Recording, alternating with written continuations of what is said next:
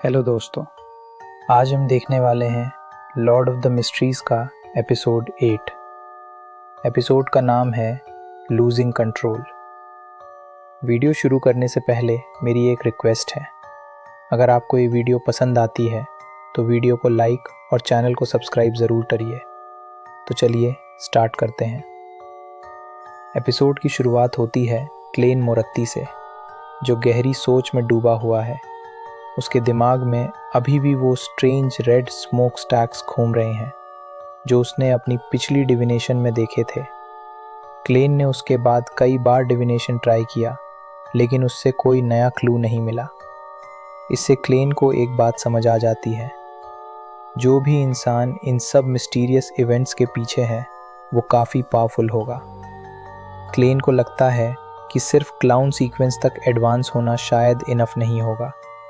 उससे फ्यूचर के लिए एक और पावरफुल ट्रम्प कार्ड चाहिए। तभी उससे कैसल वाले इंसिडेंट की एक चीज़ याद आती है, फ्लेयरिंग सन चार्म्स। क्लेन रियलाइज़ करता है कि अगर वो इटर्नल ब्लेजिंग सन के ब्लड का यूज़ करे तो वो पावरफुल चार्म्स बना सकता है जो इमरजेंसीज़ में उसकी जान बचा सकते हैं। इसी प्लान के साथ क्लेन एजिक एगर्स के पास जाता है और उससे एक फेवर मांगता है, लेकिन एपिसोड यहाँ सस्पेंस क्रिएट करता है और हमें नहीं बताता कि क्लेन ने एजिक से एग्जैक्टली क्या रिक्वेस्ट की। स्टोरी फिर शिफ्ट होती है एक और टैरो क्लब मीटिंग पर। ग्रे फॉग के मिस्टीरियस स्पेस में सब मेंबर्स अपनी अपनी जगह पर बैठते हैं। यहाँ ऑड्री हॉल, जो टैरो क्लब में द जस्टिस के नाम से जानी जाती है, एक इम्पॉर्टेंट रिक्वेस्ट रखती है। ऑड्री हिडन ऑर्गेनाइजेशंस के बारे में इंफॉर्मेशन चाहती है। इस बात पर हैंडमैन एल्जर तुरंत रिएक्ट करता है। वो समझता है कि ये इंफॉर्मेशन बहुत वैल्यूएबल है, इसलिए वो एक हैवी प्राइस डिमांड करता है, 1000 पाउंड्स। ऑड्री थोड़ी देर के लिए सोच में पड़ जाती है, लेकिन क्योंकि वो एक रॉयल फैमिली से बिलोंग करती है, पैसा उसके लिए प्रॉब्लम नहीं होता। कुछ मोमेंट्स बाद वो इस डील को एक्सेप्ट कर लेती है। अब एल्जर अपनी नॉलेज शेयर करना शुरू करता है। उसके अकॉर्डिंग दुनिया में 100 से भी ज़्यादा सीक्रेट ऑर्गेनाइजेशंस एग्जिस्ट करती हैं जो अलग अलग जगहों पर इन्फ्लुएंस रखती हैं। सबसे पहले वो कुछ एंशिएंट ऑर्गेनाइजेशंस का जिक्र करता है जो 4th ईपॉक से एग्जिस्ट कर रही हैं। इनमें सीक्रेट ऑर्डर, डीमनस सेक्ट और मॉसेस एसेटिक ऑर्डर शामिल हैं। एल्जर बताता है कि मॉसेस एसेटिक ऑर्डर सबसे पुरानी ऑर्गेनाइजेशंस में से एक मानी जाती है। इस ऑर्गेनाइजेशन के पाथवे का सीक्वेंस 9 मिस्ट्री प्रायर होता है और यही सीक्वेंस ओल्ड नील का भी है। इस ऑर्डर के मेंबर्स नॉलेज को वर्शिप करते थे और अपने गॉड को हिडन सेज कहते थे। शुरू में ये सेक्ट काफ़ी रिस्पेक्टेड था, लेकिन वक्त के साथ सब कुछ बदल गया। जो नॉलेज वो वर्शिप करते थे, वही हिडन सेज एक वक्त पर जीवित हो गया और एक ईवल गॉड का रूप ले लिया। उसके बाद से ये ऑर्गेनाइजेशन धीरे धीरे एक डेंजरस सेक्ट बन गई। एल्जर फिर बताता है कि इस इपॉक में कुछ और ऑर्गेनाइजेशंस भी पैदा हुई हैं, जैसे रोज स्कूल ऑफ थॉट और न्यूमिनस एपिस्कोपेट, जो डेथ को वर्शिप करती हैं। और कुछ रिलेटिवली न्यू ऑर्गेनाइजेशंस भी हैं जो लास्ट 200 से 300 सालों में बनी हैं, जैसे अरोरा ऑर्डर, एलिमेंट डॉन और साइकोलॉजी एल्केमिस्ट्स। ग्रे फॉग से वापस आने के बाद क्लेन इस सारी इंफॉर्मेशन पर सोचने लगता है। उसके माइंड में एक डाउट आता है, क्या एजिक एगर्स का कनेक्शन न्यूमिनस एपिस्कोपेट से हो सकता है, जो डेथ को वर्शिप करती है? इसी वक्त क्लेन को याद आता है कि जिस हेल्प के लिए उसने एजिक से रिक्वेस्ट की थी, उसका अब तक कोई जवाब नहीं आया। तभी क्लेन एक न्यूज़पेपर खरीदता है और फ्रंट पेज पर एक शॉकिंग न्यूज़ देखता है। न्यूज़ में लिखा होता है कि एवरनाइट गॉडेस के वर्शिपर्स पर डॉग्स के पास अटैक हुआ, लेकिन लकीली कोई कैजुअलिटी नहीं हुई।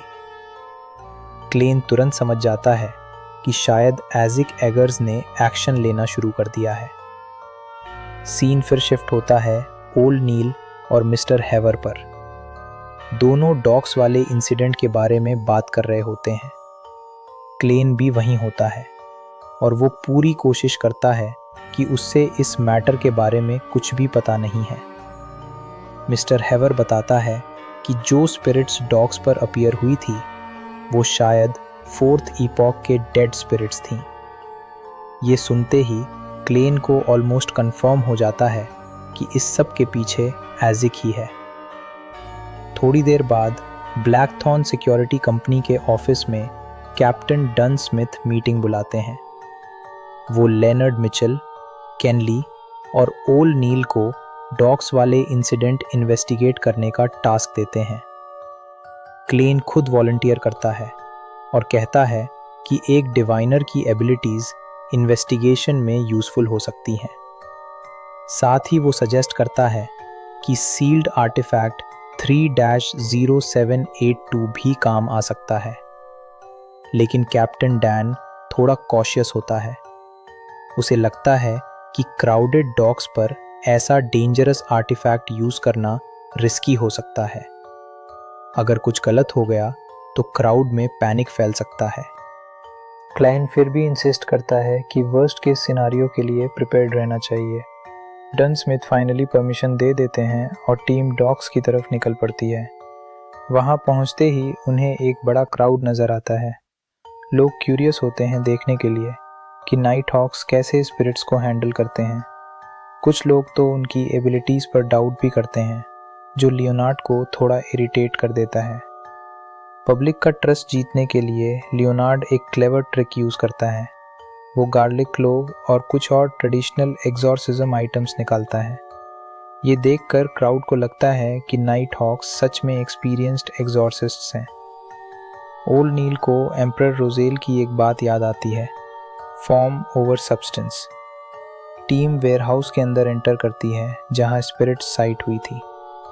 जैसे ही वो अंदर जाते हैं उन्हें स्पिरिट्स नज़र आती हैं जो इधर उधर एरैटिक मूवमेंट्स कर रही होती हैं।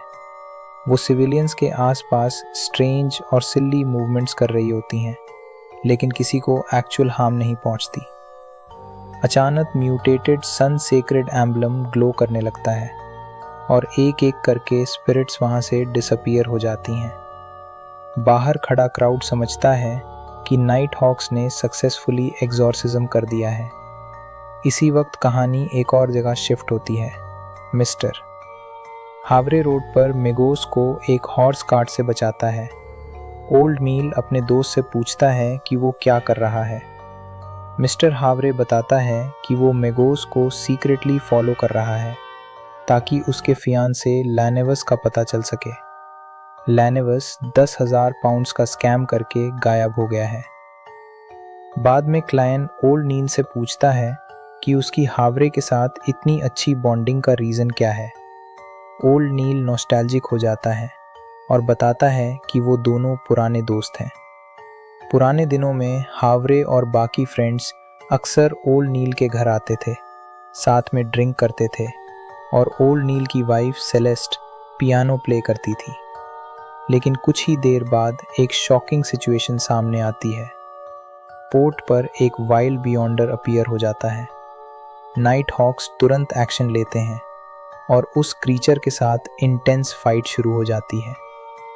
काफ़ी स्ट्रगल के बाद लियोनार्ड, क्लाइन और बाकी टीम मिलकर उस वाइल्ड बियॉन्डर को फाइनली सबड्यू कर देते हैं।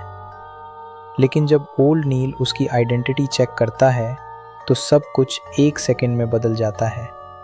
वो वाइल्ड बियॉन्डर और कोई नहीं, मिस्टर वेयर ही होता है। क्लैन बिल्कुल शॉक हो जाता है। कुछ ही देर पहले जिस इंसान को उसने नॉर्मल देखा था वो अब एक अनकंट्रोलेबल मॉन्स्टर बन चुका है।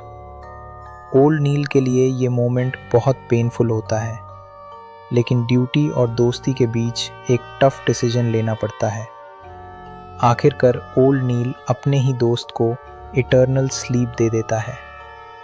एपिसोड का नेक्स्ट सीन इमोशनल हो जाता है।